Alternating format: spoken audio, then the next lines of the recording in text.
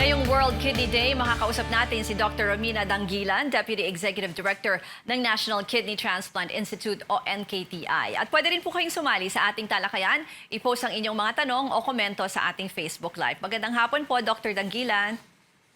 Hello, magandang hapon. Pwede pong pakisabi po muna sa amin, bakit po mahalaga na may tinakdang World Kidney Day? Para saan po yan? Yes, itong panahon para malaman ng buong mundo na ang ating mga bato or ang kidneys natin ay napakahalagang organ sa ating katawan. Kailangan talagang pangalagaan. At dahil gusto nating iwasan na magkaroon tayo ng mga problema o sakit sa bato. So itong araw na to, every Thursday of second or first week of March, buong mundo sineselebrate po yung World Kidney Day. Para lang po sa information naman, Doc, ng publiko, no? Ano po ba ang kidneys? Nasaan po ba yung matatagpuan? At ano pong silbi niyan sa ating katawan? Opo, yung kidneys po natin ay nasa likod natin. Ang laki po niya parang ating fists lang, ating mga kamay. And ang kalagagan niya, siya ang nag-aalis ng mga lason sa dugo at saka yung sobrang tubig na nasa katawan. Marami ring ibang ginagawa. For example, meron importante po siya sa calcium, sa phosphorus, sa pagtanggal ng potassium sa katawan. At kailangan ito lahat. Yung pagiging pula sa ating katawan, yung red blood cells, nasa kidney rin po yun para magiging normal ang ating hemoglobin. So lahat po yun ginagawa ng ating mga bato. So ano naman po yung mga sakit, yung common na sakit po sa bato? Kasi ang nakikita ko po, itong lagi ko nababasa, yung chronic renal failure, mga ganyan. Kasi yan po yung isa sa mga pinaka-common causes of death among Filipinos. Ano-ano pong klaseng mga sakit po yan? Yes, ang pinaka-importante or pinakamadaming sakit na nagkakaroon ng kidney failure, number one po sa ating country po ngayon, ang diabetes. So kung meron po kayong diabetes mellitus, yung pagtaas ng blood sugar, you have to be careful. Kailangan pinapacheck up nyo yung inyong creatinine para makita kung meron na kayong sakit sa bato. Pangalawa po, yung high blood pressure. Ito po ang pangalawang pinakamataas na sanhi ng pagkasira ng bato, mga alta presyon. Tsaka pangatlo po, yung tinatawag na chronic glomerulonephritis. Ito po yung pamamaga or inflammation of the kidneys. Doc? So patients po with history po of diabetes and high blood pressure especially, kailangan po nagpapacheck up kayo ng inyong mga bato. How do you do that? Number one po is a blood test. You check po for your creatinine. Number two, you have to check your blood pressure. Number three, you have to do po yung urinalysis, examination sa ihi, at kung meron ng protina doon or merong dugo, kailangan patingin ka agad sa isang specialista sa bato. Yung naman pong chronic glomerulonephritis, ang sanhi rin yun, ang makikita natin ay may protina sa ihi at maraming dugo sa ihi. So pinaka-importante, you have a checkup at least once a year, and if you have relatives who have kidney disease or nakadialysis, high risk din po kayo to develop kidney disease. Kaya kailangan nagpapasuri po at least once a year. Bukod po dito sa mga nabanggit nyo na yung diabetes, high blood, sino pa po ba yung karaniwang nagkakaroon ng sakit sa bato? Meron bang, for example, yung mga mahilig uminom ng alak or yung mga nagyoyosi or kumakain ng certain types of food? Importante rin, Ruth, yung mga may kidney stones. And kidney stones po sa ating bansa, it's because of calcium or uric acid. So kung mataas ang uric acid ninyo, kailangan pa-check up din. You need to also have an ultrasound of the kidneys para makita talaga natin ang kalagayan. Baka may pagbabara sa inyong kidneys dahil meron kayong stone sa inyong mga bato. Kailangan po sisiyasatin yan. Ngayon, there are other diseases like, for example, lupus. Yung tinatawag na SLE is a specific type of disease that also affects the kidneys. And kailangan agapan itong mga sakit na ito para hindi lumala ang ating kidneys. Mhm. Pero pag ganyan po ba, ano ang paano maiiwasan na magkasakit sa bato? May mga pagkain or may mga lifestyle or may mga yun na nga activities po ba na dapat iwasan? Yes, kapag paano i-prevent ang kidney disease, kailangan nagpapa-check up, know if you are at high risk for developing kidney disease. So magpapasuri kayo sa ilang mga test na sinabi ko. Ngayon, what else can you do? Kailangan po uminom ng maraming tubig palagi. As long as you're well hydrated, gusto mo yun ng kidneys natin. So kailangan uminom ng marami, at least 8 glasses of water or any kind of fluids per day.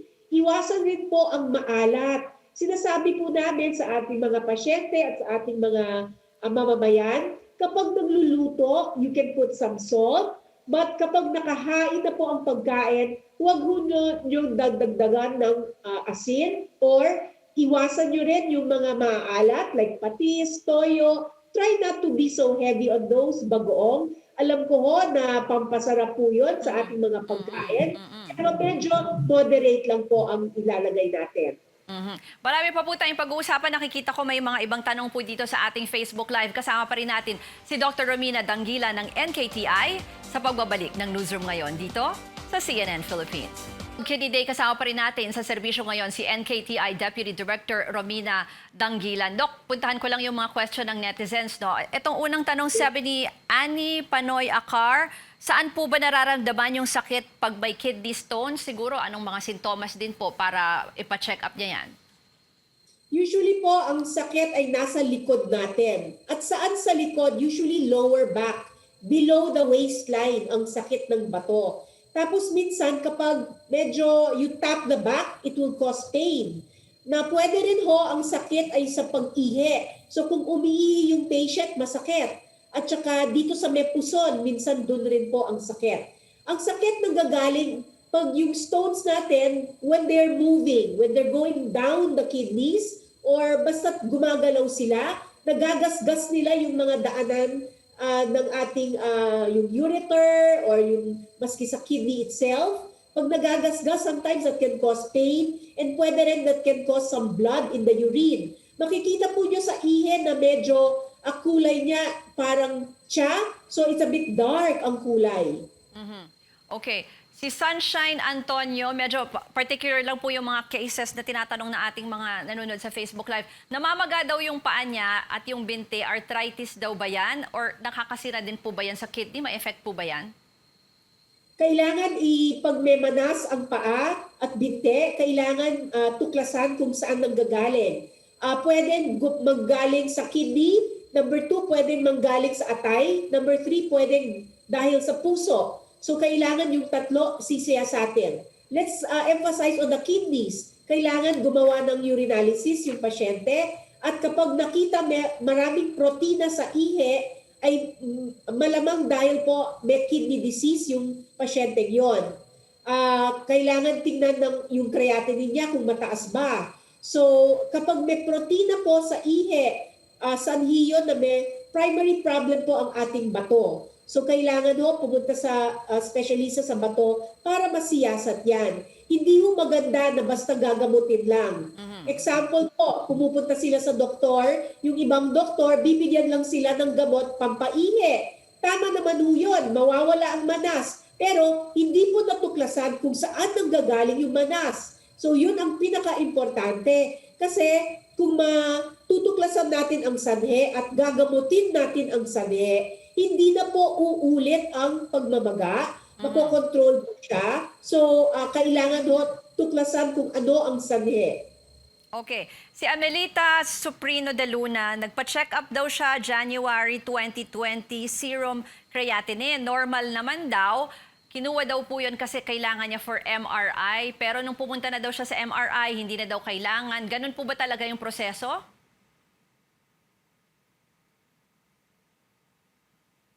Doc?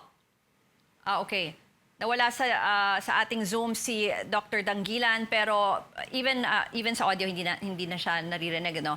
So pinag-usapan natin ngayon ang World Kidney Day, kaya binibigay sa atin ni Doc yung mga tips nga para malaman kung paano mapanatiling malusog ang ating mga bato. So subukan natin na balikan si Doc at andyan na si Doc. Doc?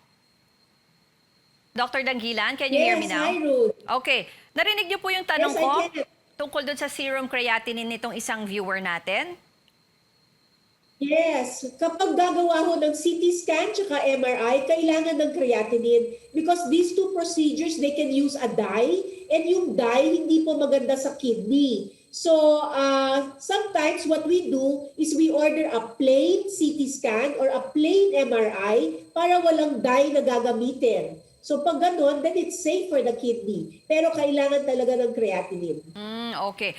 Doc, lagi po nating naririnig, marami po mga Pilipino yung sumasailalim sa dialysis, no? Ano po bang proseso yaan? Pwede po bang pakipaliwanag sa amin? Yes, dalawa po ang sa uri ng dialysis. Isa po yung hemodialysis na ginagawa sa dugo. So meron ho kaming tinatawag na access na ilalagay sa kamay.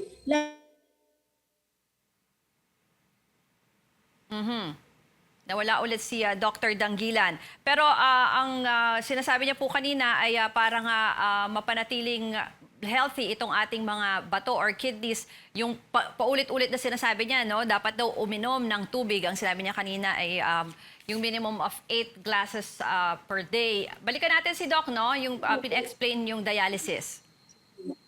Go ahead, Doc. Yes, so yung pagdadialysis, dalawang klase, hemodialysis and peritoneal dialysis. Hemodialysis galing po sa dugo. So meron tayong gagawin na access dito po sa kamay ng pasyente. Doon lalabas ho ang dugo niya at pupunta sa isang makina kung saan lilinisin ang dugo. Tatanggalin yung mga lason at saka excess fluid.